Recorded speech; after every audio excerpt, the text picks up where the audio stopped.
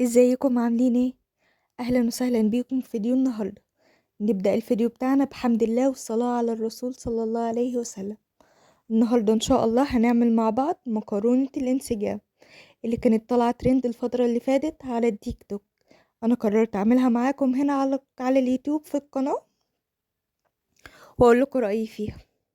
اول حاجة هنا عندي طاسة فيها زيت وسيبته يسخن كويس، ومقطعة بصل شرايح هنزل بيه في الزيت السخن، ومش هياخد معاكي وقت كتير بعد ما تسخني الزيت، هيتحمر معاكي ويستوي معاكي بسرعة.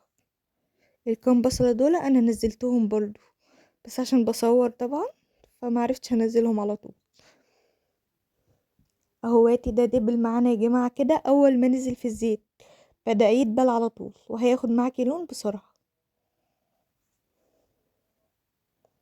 وده شكله وهطلعه هو وكده. بالنسبة لي انا كده كويس، مش محتاج ياخد لون اكتر عشان ما يمررش معاكي الصلصة.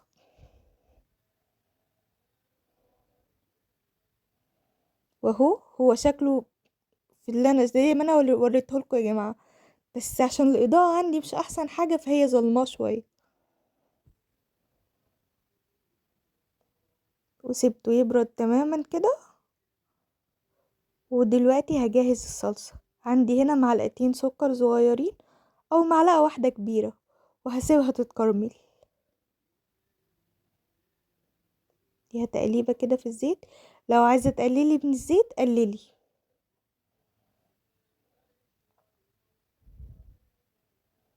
بس يا جماعة كده السكر بتاعي داب واتكرمل. ودلوقتي بقى جاهز ان انا انزل فيه معلقتين صلصة. في ناس بتضيف قبل الصلصة سن التوم، بس انا عن نفسي محبتش اضيفها. ضفت صلصة واكتفيت بالبصل. هقلبهم حلو مع بعض كده.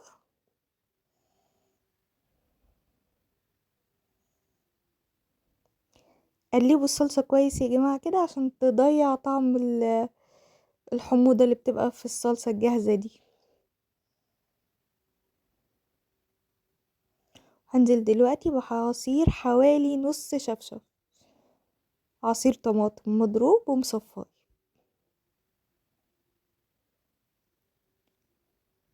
هقلبهم واسيب الصلصة بتاعتي تغلي غلوة واحدة قبل ما انزل بالبصل. ضفت الملح والفلفل الاسود.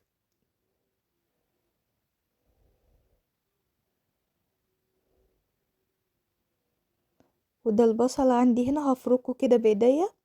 بصراحة انا لو حبيت اعملها تانية مرة تانية انا هقطع البصل من الاول للاخر صغير وهكمل باقي الخطوات، او ممكن حتى خليها في فيديو جاي ان شاء الله. ادي البصل بتاعي نعمته بايديا كده وهو هيتفرك معاكم بسهولة على فكرة. مش هيحتاج كبة او خلاط. ونزلت بيه كده وهسيبهم يتسبكوا مع بعض.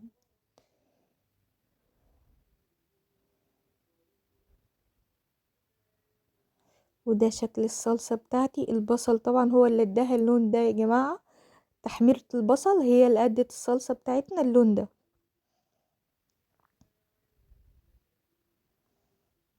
انا حبيت ازودها سنة مية لاني حسيتها تقيلة قوي. انتوا لو حابين تستخدموها على طول مفيش مشكلة خالص.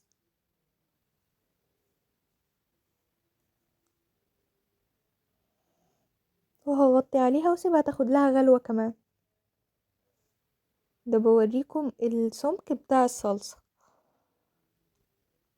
هنا عندي مية عشان اسلق المكرونة. ضفت ملح وهضيف زيت. انا لما بسلق المكرونة بضيف زيت.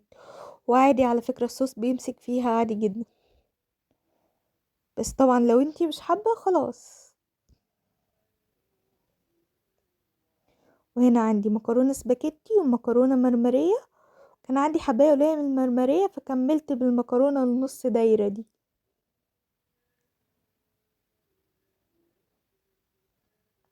هنزل بيهم كده واسيبهم يستووا. هقلبهم طبعا اول ما بننزل بالمكرونة بنقلبها عشان ما تمسكش كلها في بعض وتبقى كتلة واحدة.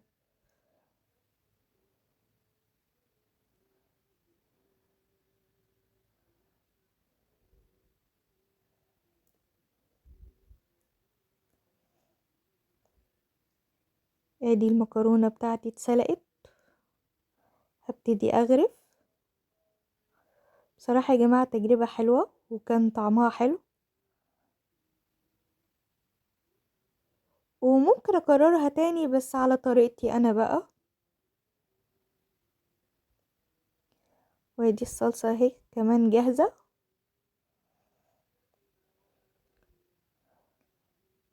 وبس كده يا جماعة نكون وصلنا لنهاية فيديو النهاردة. لو عجبكم الفيديو ما تنسوش اللايك والشير والاشتراك في القناة عشان نكبر مع بعض. هستنى تعليقاتكم تحت الفيديو، ونتقابل ان شاء الله بإذن الله في فيديو جديد. مع السلامة.